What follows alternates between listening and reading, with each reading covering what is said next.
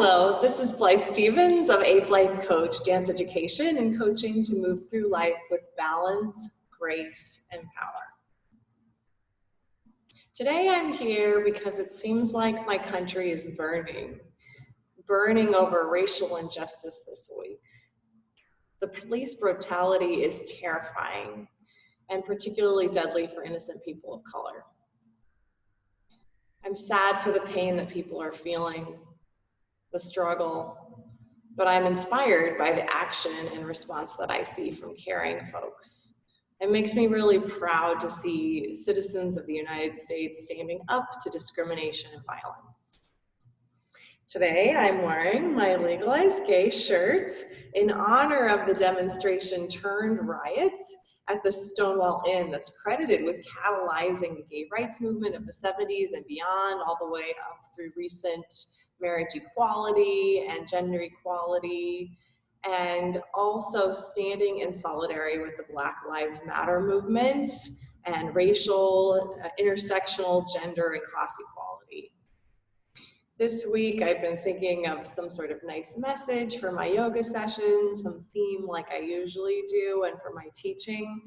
And I thought it would involve late spring and early summer, which is my favorite season, and gay pride, and moving into my birthday month, which I treat as a festival. And actually today, I want to say I will be celebrating all of those things, but I feel called to speak instead to the inherent value and dignity of every person. So I'm going to read from a classic text of yoga philosophy, the Bhagavad Gita, and in verses 5, 18, and 19, it states, quote, "Those who have realized the self see that same self equally in a humble scholar, a cow, a dog, or a dog eater. When you've seen the stainless unity of God or Brahman everywhere, you become established in Brahman and rise above the constant changes of this world."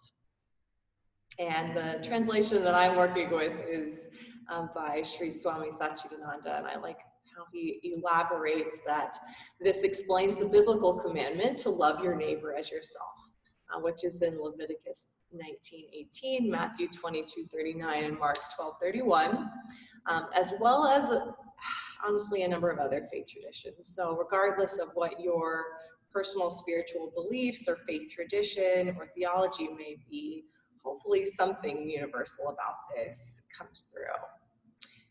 So Satchidananda says, it doesn't say love only your good neighbor as yourself. Love your neighbor who has the same label. Love your neighbor who you like. He says, who is your neighbor? The one sitting next to you now, or in the next room, or the next town. Everyone close to you is your neighbor. And I would argue that because of the global society that we're now living in, the connectedness of the internet, and the way that we're all sharing responsibility for the fate of our planet, in fact, everyone is our neighbor now, this whole world. Satchidananda says true harmony can only be experienced by realizing the spirit and seeing that spirit in everybody.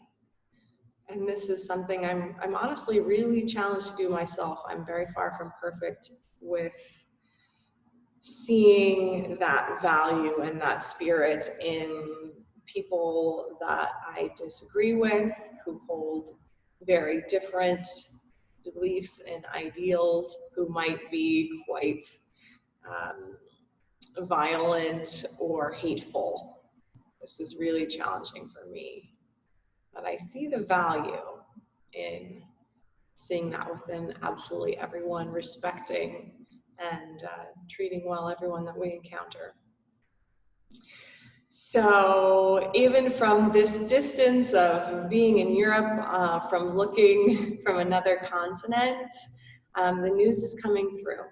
And I'm hearing compassionate voices here as well as in the US and worldwide responding, and that's really encouraging.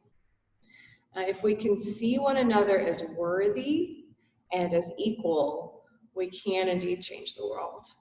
So may the compassionate consequences of this current state that we're in be felt the world over.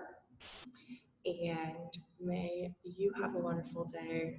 I will see you again soon. Thanks for watching.